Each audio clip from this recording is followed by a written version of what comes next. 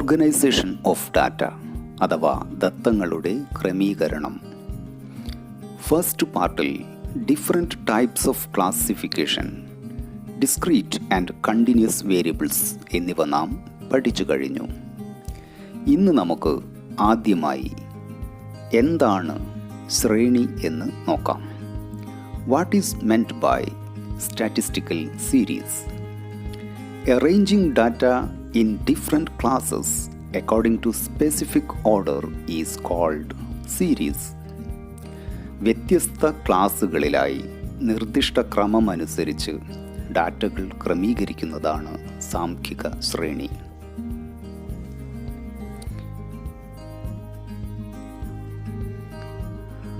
നമുക്കൊരു ഉദാഹരണം നോക്കാം. Marks obtained by the students of class +1 in economics. +1 ക്ലാസ്സിൽ പഠിക്കുന്ന 24 വിദ്യാർത്ഥികൾക്ക് ഇക്കണോമിക്സിൽ ലഭിച്ച മാർക്ക് ഒരു ക്രമപ്പെടുത്തലുകളും നടത്താതെ അസംസ്കൃത ദത്തങ്ങളായി അഥവാ റോ ഡാറ്റയായി നൽകിയിരിക്കുന്നു. How to convert raw data into a statistical series?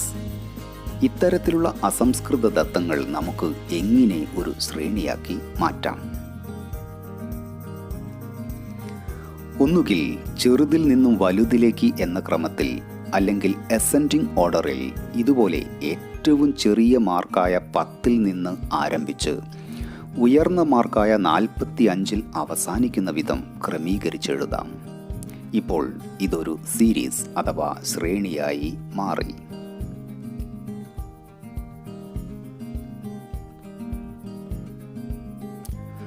അല്ലെങ്കിൽ നമുക്ക് വലുതിൽ നിന്നും ആരംഭിച്ച് ചെറുതിൽ അവസാനിക്കുന്ന വിധം ഇതുപോലെ ഡിസെൻഡിങ് ഓർഡറിൽ എഴുതി സ്റ്റാറ്റിസ്റ്റിക്കൽ സീരീസ് അഥവാ ശ്രേണി ഉണ്ടാക്കാം.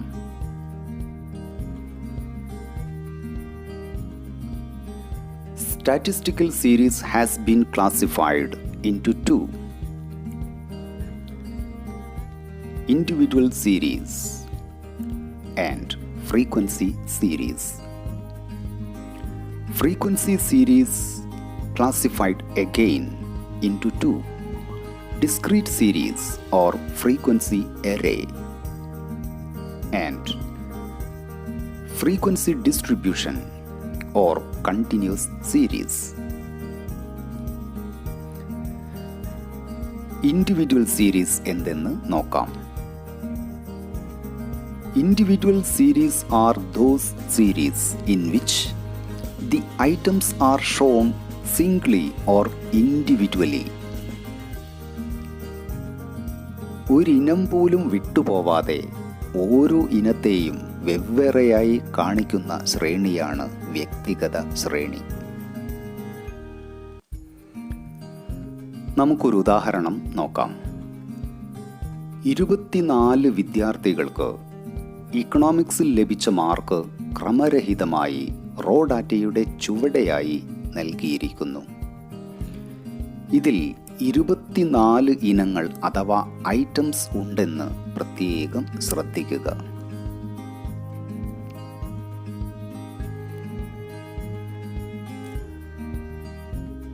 ഒന്നുപോലും വിട്ടുപോവാതെ 24 ഇനങ്ങളും ചെറുതിൽ നിന്നും ആരംഭിച്ച്, അതായത് 10 മാർക്കിൽ ആരംഭിച്ച് വലുതിലേക്ക് എന്ന ക്രമത്തിൽ, അതായത് ഉയർന്ന മാർക്കായ 45-ൽ അവസാനിക്കുന്ന വിധത്തിൽ അസെൻഡിങ് ഓർഡറിൽ ക്രമീകരിച്ചിരിക്കുന്നു.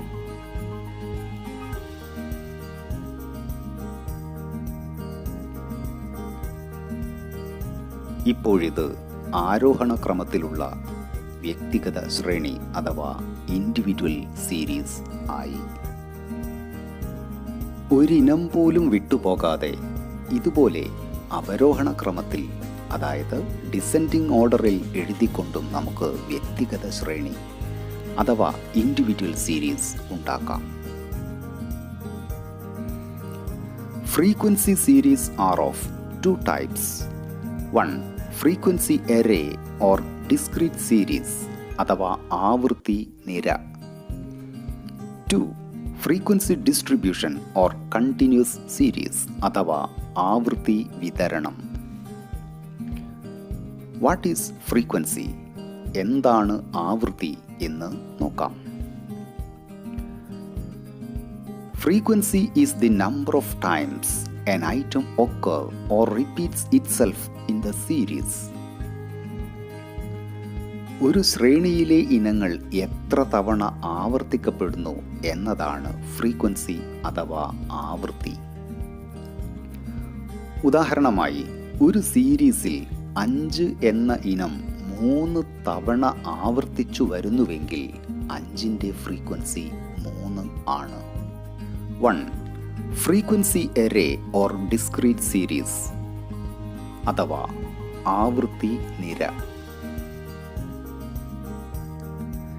A frequency array or discrete series is that series in which data are presented in a way that exact measurement of items are clearly shown. ഒരു ആവൃത്തി നിരയിലെ ദത്തങ്ങളുടെ മൂല്യം വ്യക്തവും കൃത്യവുമായി രേഖപ്പെടുത്തിയിരിക്കും. ചോദ്യം ശ്രദ്ധിക്കുക.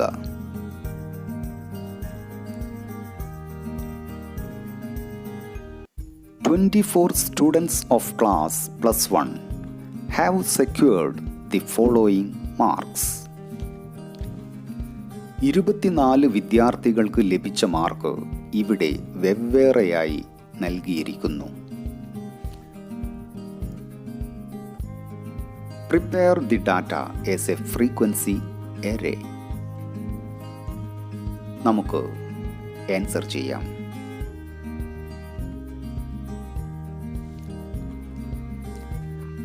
Discrete series of frequency array എന്ന ശീർഷകം നൽകിയതിന് ശേഷം ചിത്രത്തിൽ കാണുന്ന വിധം ഫസ്റ്റ് കോളത്തിൽ മാർക്സ് രേഖപ്പെടുത്തുക. അടുത്തതായി ടാലി ബാർസ് എന്ന രണ്ടാമത്തെ കോളത്തിൽ 11 മാർക്കിന് നേരെ ആദ്യത്തെ ടാലി ബാർ വരയ്ക്കുന്നു. രണ്ടാമത്തെ ടാലി ബാർ വരയ്ക്കുന്നു. മൂന്നാമത്തെ ടാലി ബാർ വരയ്ക്കുന്നു. ഫ്രീക്വൻസി എന്ന മൂന്നാമത്തെ കോളത്തിൽ 11 മാർക്കിന് നേരെ 3 എന്ന് രേഖപ്പെടുത്തുന്നു. 12 മാർക്കിന് നേരെ 2ഉം 13നും 14നും നേരെ 3 വീതവും ടാലി ബാറുകൾ രേഖപ്പെടുത്തുന്നു. 15 മാർക്കിന് നേരെ ടാലി ബാറിൽ അടയാളപ്പെടുത്തുന്നത് പ്രത്യേകം ശ്രദ്ധിക്കുക.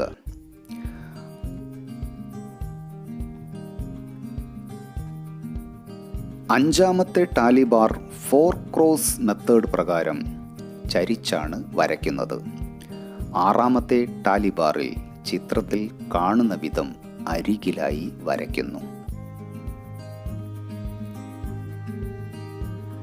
ബാക്കി ടാലി ബാറുകൾ ചിത്രത്തിൽ കാണുന്ന വിധം രേഖപ്പെടുത്തിയ ശേഷം ചുവടെ ടോട്ടൽ ഫ്രീക്വൻസി രേഖപ്പെടുത്തുക. ഇതോടെ ആൻസർ പൂർത്തിയായി. Some important terms. ഷെഡ്യൂളിലേക്ക് ശ്രദ്ധിച്ച് നോക്കുക. 0-10, 10-20, 20-30 ഇവയാണ് ക്ലാസസ് അഥവാ ക്ലാസുകൾ. 0-10-20 ഇവ ലോവർ ലിമിറ്റ് അഥവാ നീചപരിധി എന്ന് അറിയപ്പെടുന്നു. 10-20-30 ഇവ അപ്പർ ലിമിറ്റ് അഥവാ ഉച്ചപരിധി എന്ന് അറിയപ്പെടുന്നു. ഇനി നമുക്ക് ക്ലാസ് ഇൻ്റർവെൽ അഥവാ ക്ലാസ് ഇടവേള എന്തെന്ന് നോക്കാം. ഉച്ചപരിധിയിൽ നിന്ന് നീചപരിധി കുറച്ചാൽ ലഭിക്കുന്നതാണ് ക്ലാസ് ഇടവേള. Class interval I = upper limit L2 minus lower limit L1.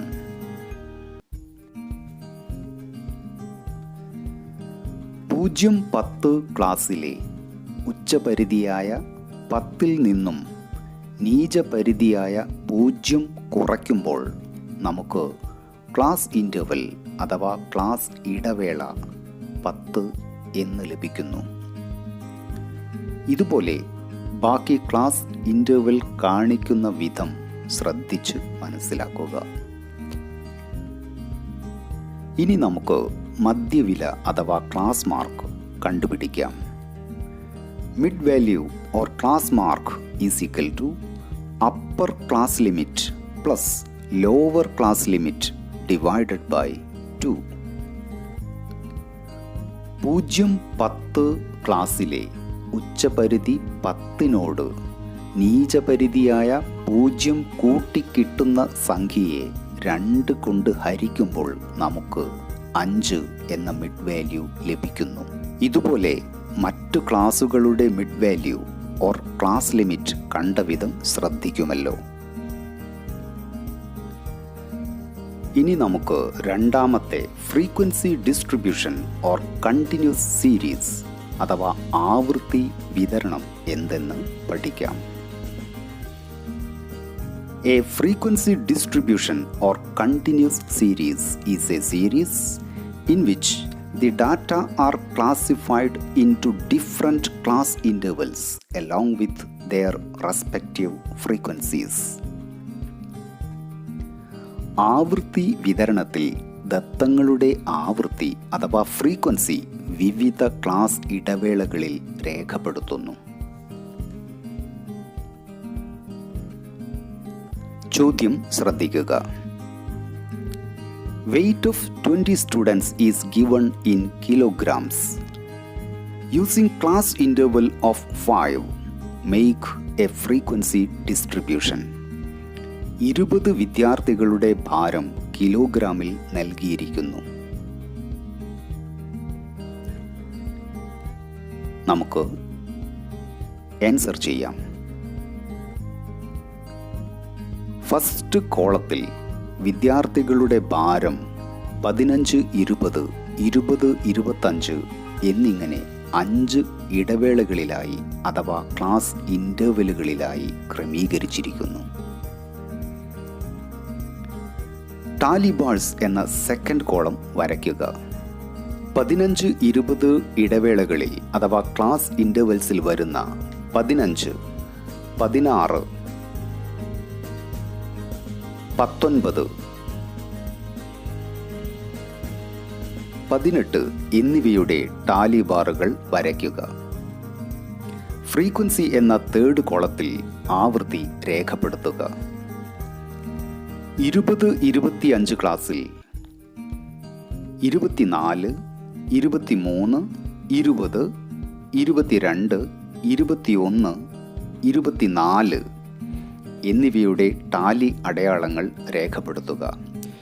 20 എന്നത് 15, 20 ക്ലാസ്സിലല്ല, മറിച്ച് 20, 25 ക്ലാസ്സിലാണ് അടയാളപ്പെടുത്തിയതെന്ന് പ്രത്യേകം ശ്രദ്ധിക്കുമല്ലോ. അതുപോലെ ബാക്കി വരുന്ന ക്ലാസ്സിലെ ടാലി ബാറുകൾ അടയാളപ്പെടുത്തുകയും അവയുടെ എണ്ണം ഫ്രീക്വൻസി എന്ന കോളത്തിൽ രേഖപ്പെടുത്തുകയും ചെയ്ത ശേഷം താഴെയായി total frequency sigma f is equal to 20 എന്ന് രേഖപ്പെടുത്തുക. ഇതോടെ ഉത്തരം പൂർത്തിയായി.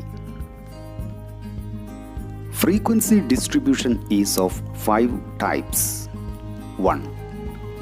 Exclusive series. 2. Inclusive series. 3. Open end series. 4. cumulative frequency series and 5 mid values. ഇതിൽ എക്സ്ക്ലൂസീവ് സീരീസും ഇൻക്ലൂസീവ് സീരീസുമാണ് നമുക്ക് ഇവിടെ പഠിക്കാനുള്ളത്.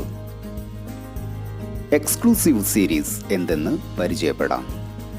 Exclusive series is that series in which every class intervals excludes items corresponding to its upper limit.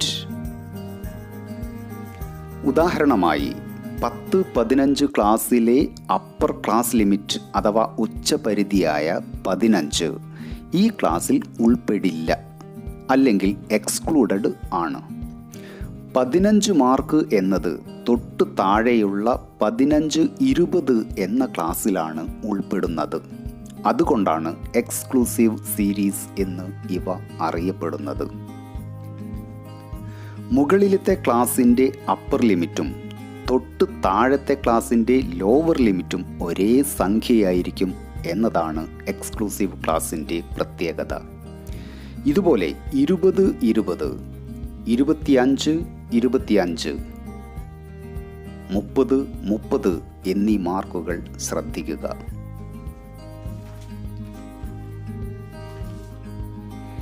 Inclusive series എന്തെന്ന് പരിചയപ്പെടാം.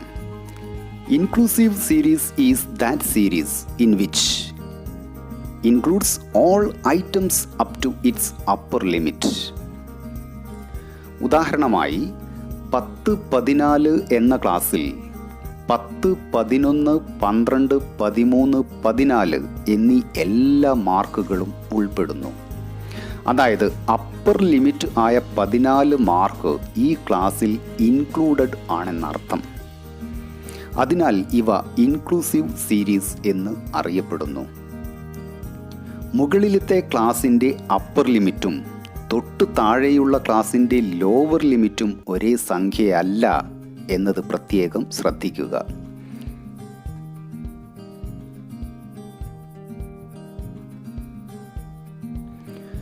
Conversion of inclusive series into an exclusive series. Inclusive ശ്രേണിയെ എങ്ങനെ എക്സ്ക്ലൂസീവ് ശ്രേണിയാക്കി മാറ്റാം? ഒരു ഇൻക്ലൂസീവ് സീരീസ് നൽകിയിരിക്കുന്നു. മുകളിലത്തെ ക്ലാസിൻ്റെ upper limit ആയ 14ഉം തൊട്ട് താഴത്തെ ക്ലാസിൻ്റെ ലോവർ ലിമിറ്റായ 15ഉം തമ്മിലുള്ള വ്യത്യാസം, അതായത് 15 - 14 = 1. ഒന്നിൻ്റെ പകുതി, ദാറ്റ് ഈസ് 1/2 = 0.5. അതായത് ഇൻക്ലൂസീവ് സീരീസിലെ ലോവർ ക്ലാസ് ലിമിറ്റായ 10ൽ നിന്നും 0.5 കുറച്ചാൽ എക്സ്ക്ലൂസീവ് ക്ലാസിൻ്റെ ലോവർ ലിമിറ്റ് 9.5 എന്ന് നമുക്ക് ലഭിക്കുന്നു. ഇൻക്ലൂസീവ് ക്ലാസിൻ്റെ അപ്പർ ലിമിറ്റായ 14നോട് 0.5 കൂട്ടിയാൽ എക്സ്ക്ലൂസീവ് ക്ലാസിൻ്റെ അപ്പർ ലിമിറ്റ് 14.5 എന്ന് നമുക്ക് ലഭിക്കുന്നു. ഇതുപോലെ ഇൻക്ലൂസീവ് സീരീസിലെ ഓരോ ക്ലാസ്സുകളിലെയും ലോവർ ലിമിറ്റിൽ നിന്നും 0.5 കുറച്ചും അപ്പർ ലിമിറ്റിനോട് 0.5 കൂട്ടിയും നമുക്ക് എക്സ്ക്ലൂസീവ് സീരീസ് കണ്ടെത്താവുന്നതാണ്. ബൈവേരിയേറ്റ് ഫ്രീക്വൻസി ഡിസ്ട്രിബ്യൂഷൻ അഥവാ ദ്വിചര ആവൃത്തി വിതരണം. A bivariate frequency distribution can be defined as the frequency distribution of two variables. 2 ചരങ്ങളുള്ള ആവൃത്തി വിതരണമാണ് ദ്വിചര ആവൃത്തി വിതരണം. Thank you.